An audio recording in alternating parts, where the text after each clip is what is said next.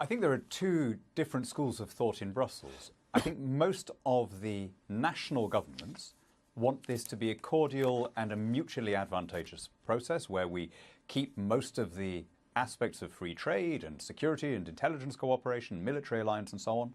I think there are some Eurocrats, some figures in the Commission and the European Parliament who are much more interested in making a point about European unity than they are in the prosperity of the peoples of Europe, because of course they're not ultimately answerable to the voters in any meaningful sense.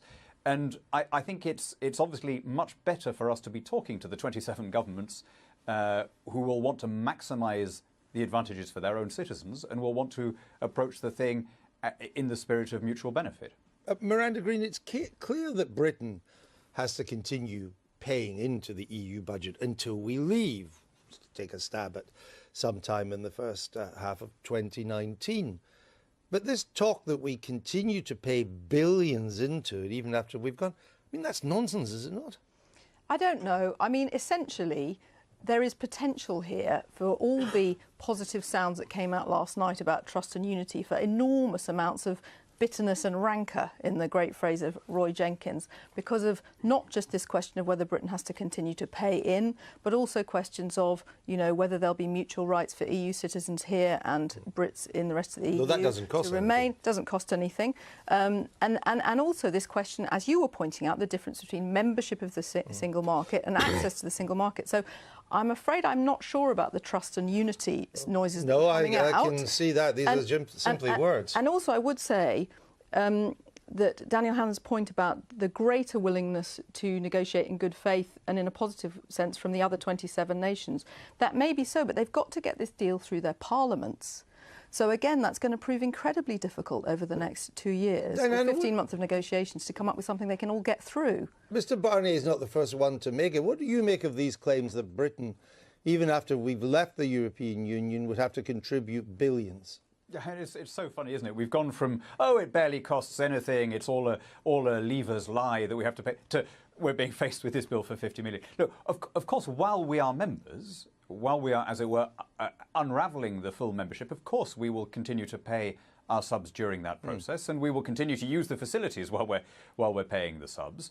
When we leave, we will make a decision as to which, if any, continuing EU programmes and projects we want to be part of. Now, my own view is that since it was a very close vote here, and since a lot of people feel very strongly about remaining part of Erasmus and Horizon and these various research and educational programmes, there is a very strong case for Britain to continue to be part of some of those programmes, and I don't think anyone would argue with the idea that we should pay our share for that. But the really big ticket items that we've been paying up until now, agriculture, foreign aid, the cohesion funds, I mean, there's obviously no way that that's going to carry on once we've left. Why do you think Donald Tusk, and we checked it, it's written down in a statement, why do you think he said access to the single market requires acceptance of the four freedoms? I mean, that is observably untrue.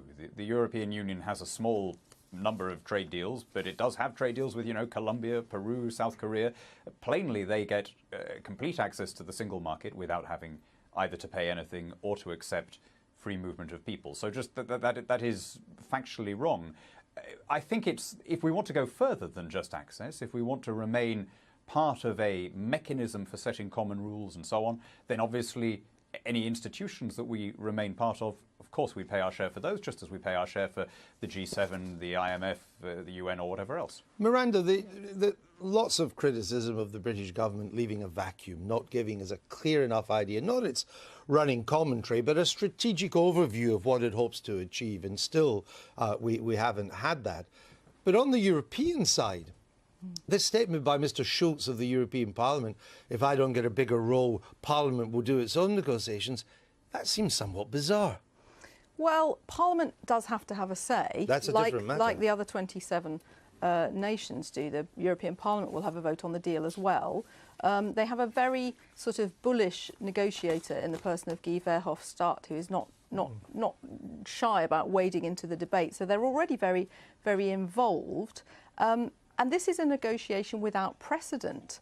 You know, Daniel Hannan was making this point about the attitude in Brussels being less friendly than that in the other nation states. But I would think that that's probably about right. You know, we have the spectacularly rude figure of Jean-Claude Juncker, for example, who seems to sow discord where there is harmony every time he gets involved. And obviously there's a kind of jostling within Brussels to be part of this negotiation because it's a historic moment. There's a very interesting piece in The Economist actually saying that even as a sort of intellectual exercise, how this is handled is being viewed with some sort of intellectual relish in Brussels because it's so complex and it's such an interesting problem for the EU to face, defending unity whilst allowing a nation as large and important as Britain to leave.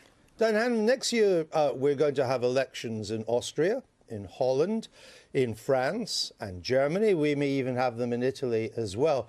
Each one of these elections could produce a result which results in another crisis for the EU.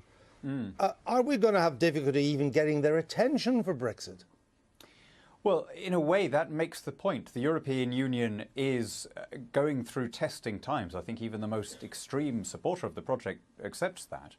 And that's why the last thing we want is to leave in a way that will cause serious economic damage to our allies, who are also our suppliers and our customers. We don't want to leave, for example, in a way that would cause the euro crisis to flare up again, if for no other reason than that prosperous neighbours make good customers. So we want to make this a mutually beneficial process. And I think most people in the other member states feel that way. There is a minority that says, oh, we need to sort of make an example of Britain and show that there's a cost in leaving. But I think that argument fails even in its own terms, because if the European Union has to be held together by fear, then it's a protection racket, in which case I think most of the other member states will say, we want no part of this. So I think it's much likelier that we will have a process of disengagement driven by mutual self-interest. The other member countries will look to maximise their advantage, just as we do, and we will retain our security, military links and so on, while taking back the power to make our own laws.